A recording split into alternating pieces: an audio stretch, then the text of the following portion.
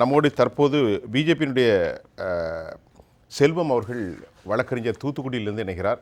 செல்வம் sir, வாங்க, உங்களை நான் வரவேற்கிறேன் சார். இப்போ இந்த பிஜி நீட் தேர்வு மையத்தில் அதனுடைய சென்டர் பார்த்தீங்கன்னா 700 கிலோமீட்டர் அப்படிங்கிறது தான் நம்ம இன்றைக்கி தலைப்பு எடுத்திருக்கோம். அதற்கு முன்னாலேயும் பல விஷயம் பேசினோம்.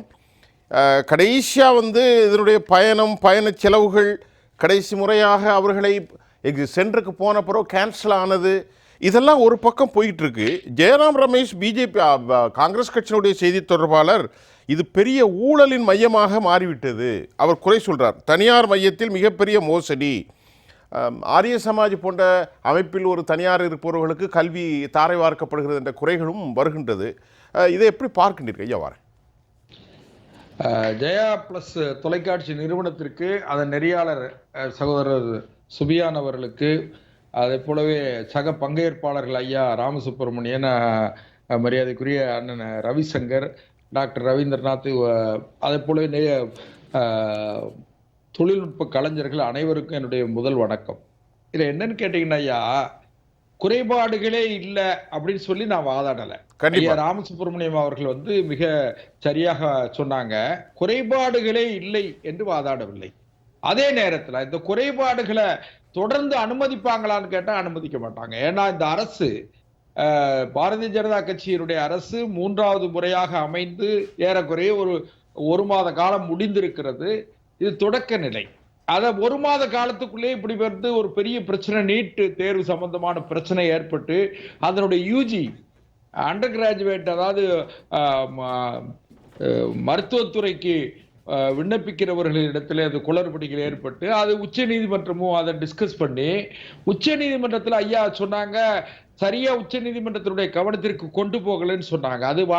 அதை நான் அதை ஏற்க முடியல. ஏன்னு கேட்டா, உச்ச நீதிமன்றம் அதுலயும் கூட ஃபர்ஸ்ட் பெஞ்சு, அதாவது சீஃப் ஜஸ்டிஸ் ஆஃப் இந்தியா, அவங்க தான் அந்த பெஞ்சு தான் அதை டிஸ்கஸ் பண்ணாங்க. அதுல மிகவும் முழுமையாகவே அதை விசாரித்து அந்த தேர்வையே ரத்து பண்ண முடியாது, தவறு செய்தவர்கள் தண்டிக்கப்பட வேண்டும் என்று சொல்லி தீர்ப்பு வந்தது. எல்லாருக்கும் தெரிஞ்ச விஷயம். இப்ப 700 கிலோமீட்டருக்கு அந்த பக்கத்துல மையங்கள், தேர்வு மையங்கள், அதாவது பிஜிக்கு போஸ்ட் கிராஜுவேட்டுக்கு மையம் அமைக்கப்பட்டிருப்பதாக சொல்றாங்க பாருங்க. அதையும் கூட மத்திய அரசாங்கத்தினுடைய கவனத்திற்கு செல்கிற பொழுது நிச்சயமாக சரி செய்யப்படும். இந்த முறை சரி செய்யப்படுமா என்று தெரியாது.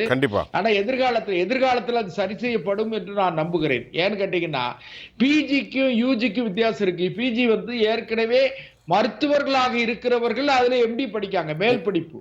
மருத்துவத்துறையில இருக்கிற டாக்டர்கள் மருத்துவர்கள், அவர்கள் முதுநிலை கல்வி, மருத்துவத்தில் முதுநிலை கல்வி பயில்வதற்காக அவங்களுக்கு போடுற அதை நடத்துற தேர்வு. அதுல நேஷனல் டெஸ்டிங் ஏஜென்சியை கூட அது கொஞ்சம் மாடிஃபை பண்ணி அதை சரி பண்ணணும் சொல்லி கூட உச்ச நீதிமன்றம் ஒரு டைரக்ஷன் கொடுத்திருக்காங்க. அதை கூட அந்த என்டிஏ நேஷனல் டெஸ்டிங் ஏஜென்சியுடைய அந்த சேர்மன் அவரே கூட அவர் பதவி நீக்கம் செய்யப்பட்டிருக்கிறார். கண்டிப்பா அதுல தவறு செய்தவர்களையும் விசாரணைக்கு உட்படுத்தப்பட்டிருக்கிறார்கள். அதனால தவறு செய்ததாக சொல்லப்படுகிற அந்த பயிற்சி மையத்தை சார்ந்தவர்களை எல்லாம் அரெஸ்ட் பண்ணி ப்ராசிக்யூட் பண்ணிருக்காங்க. அதனால அதை வழக்கில் சம்பந்தப்படுத்திருக்காங்க. அதுல இன்னொன்னு ஐயா பெரிய ராமசுப்ரமணிய ஐயா அவர்களுக்கு சரி, நெறியாளர் அவர்களுக்கு தெரியும். இது என்னன்னு கேட்டீங்கன்னா ஐயா, 2010ஆம் ஆண்டு டிசம்பர் மாதம் என்று கருதுகிறேன், டிசம்பர் மாதம் இந்த நீட் வரும்போது பாத்தீங்கன்னா, அன்றைக்கு காங்கிரஸ் அரசாங்கம் இருந்ததுன்னா, கட்சிகள் பேதங்களுக்குள்ள போகல, காங்கிரஸ் அரசாங்கம் இருந்தது. காங்கிரஸ் அரசில் திராவிட முன்னேற்ற கழகம் பங்கெடுத்திருந்தது. அதுலயும் குறிப்பாக இந்த கல்வித்துறையை யார் வச்சிருந்தாங்கன்னு கேட்டா, உங்க எல்லாருக்கும் தெரியும், நம்முடைய நாமக்கல்லை சார்ந்த, திமுகவை சார்ந்த, நாமக்கல் தொகுதியிலிருந்து தேர்ந்தெடுக்கப்பட்ட அவர் காந்திராஜன்கிறவர் தான் அந்த நீட்டு மசோதாவுக்கு கையெழுத்து போட்டது. மசோதால கையெழுத்து போட்டது. அப்புறம் அது அமலுக்கு வந்துட்டு, அதுக்கு பிறகு மாண்புமிகு புரட்சி தலைவி அம்மா அவர்கள் 2011 ஆட்சிக்கு வந்தாங்க. இது 10ல நடந்தது. 2011 ஆட்சிக்கு வந்த பிறகு அவர்கள் நீட்டு தேர்வுக்கு தமிழ்நாட்டிற்கு விலக்கு வேண்டும் என்று அவர்களால் கேட்டு பெற முடியும். அது அந்த அளவிற்கு அவர்களிடத்துல ஒரு மிகப்பெரிய செல்வம் சார், நீங்க பேசும்போது யூபி அரசாங்கத்துல இது கொண்டு வந்ததையும் கையெழுத்து போட்டுலாம் சொல்லியிருக்கீங்க. ஆனா உங்களுடைய முதற்கட்ட கருத்துல நான் எடுத்துக்கிறேன். ரெண்டாவது உங்கள்கிட்ட வர்றாரு செல்வம் சார். அதான் சார் வேற ஒண்ணுல இதுல வந்து என்டிஏ அதை வந்து அந்த சிஸ்டத்தை வந்து கொஞ்சம் மாடிஃபை பண்ணணும் அப்படிங்கிறதுக்காக ஒரு எக்ஸ்பர்ட் கமிட்டி எஜுகேஷன் மினிஸ்டர் வந்து ஹெல்த் செக்ரட்டரி, எஜுகேஷன் செக்ரட்டரி தலைமையில் மத்திய அரசாங்கம், மாண்புமிகு தர்மேந்திர பிரதான் மத்திய கல்வித்துறை அமைச்சர் வந்து அவங்க தலைமையில் ஒரு எக்ஸ்பர்ட் கமிட்டி போட்டிருக்காங்க. அவங்க இதெல்லாம் டீப்பா அனலைஸ் பண்ணி அந்த எக்ஸ்பர்ட்ஸோட ஒப்பீனியன் எல்லாத்தையும் கேட்டுக்கிட்டு ஒரு நல்ல முடிவு எடுப்பாங்கன்னு நாங்க நம்புறோம். ஏன்னு கேட்டீங்கன்னா இன்னொரு விஷயம், நீட்டை டாக்டர் அருமையா சொல்றாங்க, நீட்டை ரத்து செய்ய முடியாது. ரத்து செய்ய அதெல்லாம் காலம் கடந்து போச்சு. இப்போ அதுக்குள்ள தூரங்களை கடந்து ரொம்ப தூரம் வந்துட்டோம்.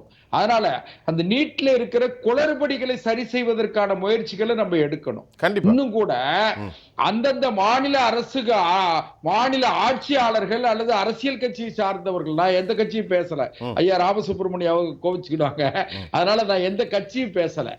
அந்த அரசியல் கட்சி பிரமுகர்கள் நடத்தக்கூடிய மருத்துவ கல்லூரிகள் இருக்கு பாருங்க, சரி, மருத்துவ கல்லூரிகள், மருத்துவ பல்கலைக்கழகங்கள் அவர்களுடைய லாபத்திற்காக சில வாதங்களை வைக்கிறதுல நம்ம அதை ஏத்துக்கிட முடியாது. ஏன்னு கேட்டா நீட் நடக்கணும், குளறுபடி இல்லாம நடக்கணும். பிஜேபி சொல்ற இந்த வார்த்தை ஏத்துக்க முடியாது. இல்ல 100% சீட் ஃபீஸ் ஃபிக்ஸ் பண்ணல சார். செல்வம் சார் அவங்களே வணிகமயமாக்குறாங்க. செல்வம் சார் நீங்க ஏன் இப்படி பேசுறீங்கன்னா, செல்வம் சார் நான் பேசுறேன், நீங்களும் சரி நானும் சரி ஒரே ஊரு, அதனால அந்த ஒடுக்கப்பட்ட சமூகத்தினுடைய மனநிலை, அங்குள்ளக்கூடிய வாழ்வாதாரம் எல்லாம் தெரிஞ்சதுனால ஐயா செல்வம் என்ன சொல்லிட்டு, நான் கட்சியாக பேசலையா இதுன்னு சொல்றாரு, அப்படித்தானே? ஏற்றுக்கொள்ள முடியாது. அவங்க 100% சீட் ஃபீஸ் ஃபிக்ஸ் பண்ணி கொண்டு வரணும். சார் என்எம் சாக்ல என்ன பண்ணிருக்காங்க, 50 விழுக்காடு ஃபீஸ் ஃபிக்ஸ் பண்ணிருக்காங்க. மாணவர்கள் பெரிய ஏற்றுக்கொள்ள முடியாது. நேரம் முடிந்தது. 100 விழுக்காடு ஃபீஸ் ஒரே ஒரு கருத்து, ஃபீஸ் கொடுங்க.